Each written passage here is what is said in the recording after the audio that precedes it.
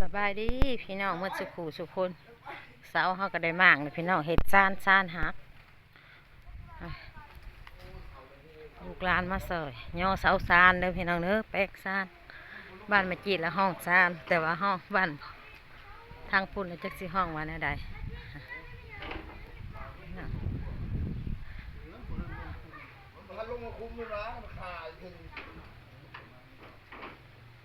ลูกหลานมาสอบประมาณนี้พี่น้อง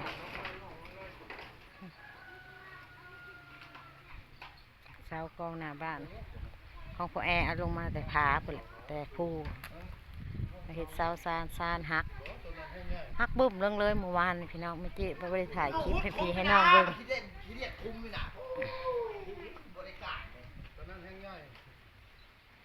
ต้นนั้นแห้งใหญ่แล้วต้นนี้แห้งใหญ่เนี่ยเสาเนี่ย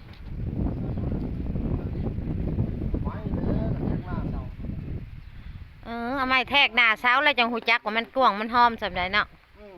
บริแทกหน้าเสาคุดซื่อ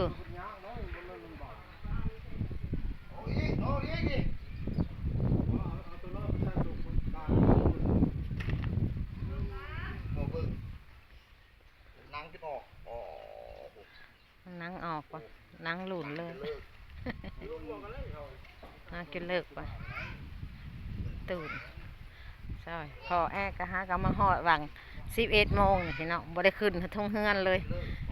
แปลงซานกับลูกชายกับพ่าวอยากกลับเมื่อเห็นงานแล้วเนาะค่าแปลงซานให้แม่มันคือปึงอยู่พี่น้องน้ำเผ็ดตกเมื่อวานเนี่ยเมื่อกี้บ่ได้ถ่ายคลิปอ้นเส้นห่วงร้านเอาร้านไปซักหืดซักยาเนี่ยตกลงเลยหักลงเลยมันดอกเปลี่ยนเสาใหม่ใส่เอาตัวใหม่ใส่หมดเลยปัด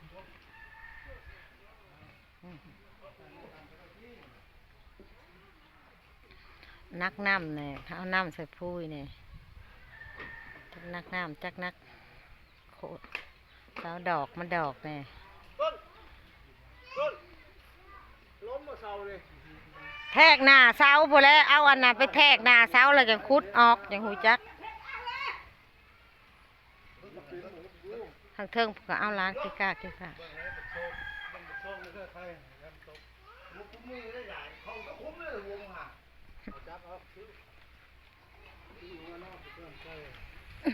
แก้ว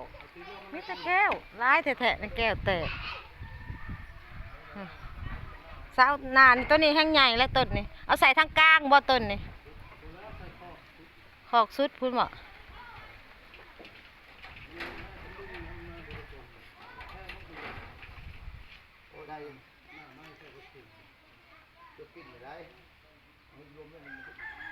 ต้นนี้แห้งใหญ่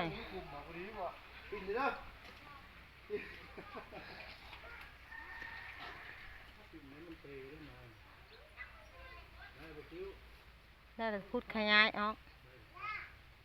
โอ้ยแกนบุลุมโอนลงทางยาวมันกระดามเอาไปแล้วบุลุมร้านทำไมช่วยเข้าชื่อได้มันเป็นรักน้ำซื่อสร้างบริขึ้นเฮือนพี่น้องเอ้ยมาหอดเฮือนแล้วก็เห็ดลุยเห็ดมันแรกเพราะว่าข้าวแล้วกับข้าวอย่ากลับเมื่อลูกชายกับข้าวยังเมื่อหาเงินอีกพี่น้องนี่กับบุ้มีผู้อยู่เฮือนภาคน้ำปลามอนไว้แล้วใต้พายหายบ่ใต้ให้แน่ทั้งหน้าทั้งหลังมือนี่มืออื่นมือพุ่นละพุ่นละประมาณวันศุกร์วันเสาร์พุ่นละได้มือนี่เนาะโอ้เพื่อปูแป้นเพื่อใส่ตรงมันก็บ่ได้ง่ายไปเลยนะเห็นน้อยกัน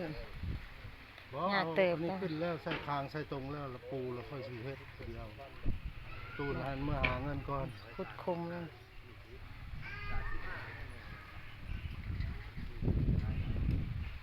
เสาในนักแล้วถ้าหนาใหญ่กว่าโม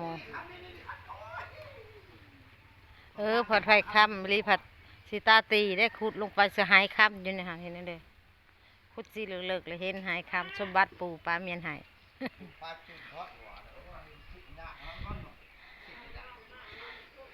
สั้น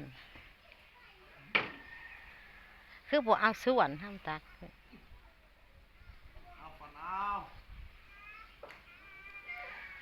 หัวกันเลาะอยู่เห็ดแล้วก็ได้เห็ดหัวบัวก็เขาไปกินเมื่อละทูนข่อยนี่มาปลูกข่อยนะอ่ะมังหุงนะมันเป็นตัวผูนะมันเป็นดอกแล้วเด้อค่ะหัวกันเอาให้แล้วทางเทิงสู้ดื้อพี่น้องเอ้ยโชคใส่กัน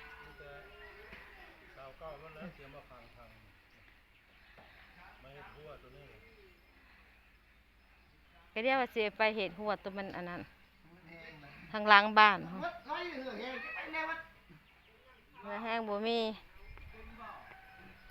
ยอเศร้า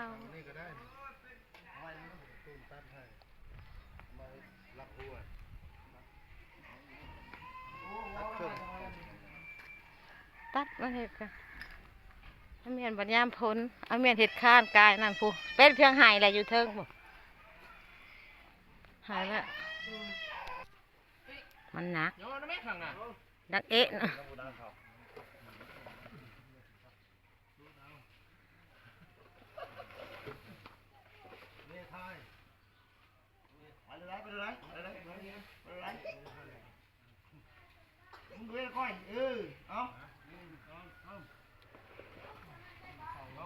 เอาไปเลยที่ห้องคุณแห้งแม่นบริจิตรพูดได้เลยเอา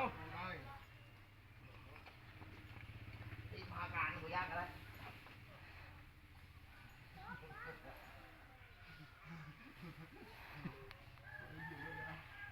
เฮ้ยไหล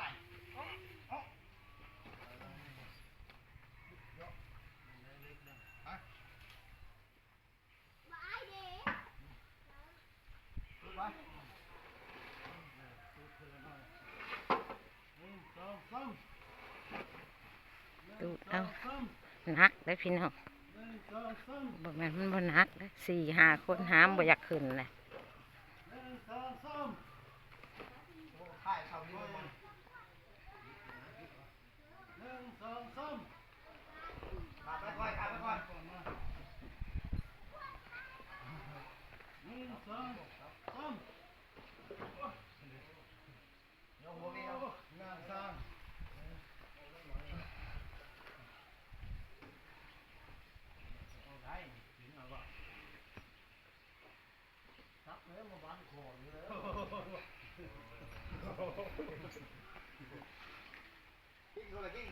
เบิ่งพี่น้องเงาพอขึ้นบานเนี่ยจักเส้นได้แล้วจักสิหักบ่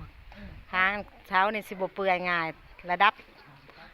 10 ปีนี่ยังบ่เปื่อยพี่น้องเอ้ยต้นเสาต้นเพราะว่ามันเป็นเสาไม้แก่นไม้แดงอีกไม้เนื้อแข็งยันแต่ค้างขางอื่นพุ่นละเปื่อยก่อนเสานี่สิบ่เปื่อยง่ายหรอกเสาแก่นมันสั่นพี่น้องเอ้ยเสาปูนกับบ่ซ้ำเด้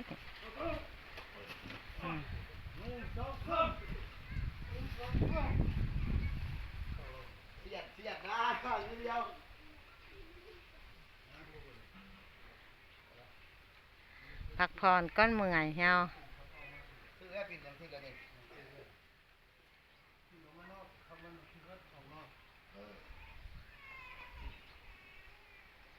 ตั้งแล้วเงาเสาซานอื่นก็จะใส่ข้านใส่ข้าวปูแป้นพี่น้องเอ้ยสลือ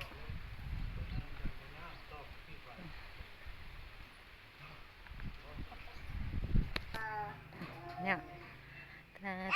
เอ้าโดยลูกทุยาทุซะทุงามๆดูดีล่ะทุงามงามเด้ให้ได้งามมันก็จะใบบุญแทนพี่น้องนั่งอยู่หัวกันได้เฮียขึ้นเที่ยวทุสวัสดีจ้า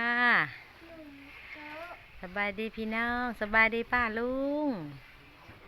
นี่ล่ะสบายดีป้าลุงมาล่ะบางเสือบางเสาเอาคางมาใส่คนเอาคางไปแล้วบอกคางตัวนี้หรอเดินมาตัดครึ่งจับจิตเล่งตัวเก่ามาใส่ก็ได้เนี่ยตัวมันมีแล้ว1.90 เมตร 90 ไม่แต่ต้อง1.90 ขี้ไฟ เอาข้าง พี่น้องถ่ายเมื่อกี้ถ่ายกล้องหนาเดี๋ยวเป็นกล้องก็มัวโทรศัพท์บ่เป็นคลิปนี้ก็สิได้ลาไปก่อนเด้อพี่น้องบ่มีหยังหลายเบิ่งงานลูกกับพ่อเพิ่นย่อเสาเฮ็ดซานเด้อพี่น้องเด้อลาไปก่อนพี่น้องบายขอบใจทุกไลค์ทุกคอมเมนต์นะจ้า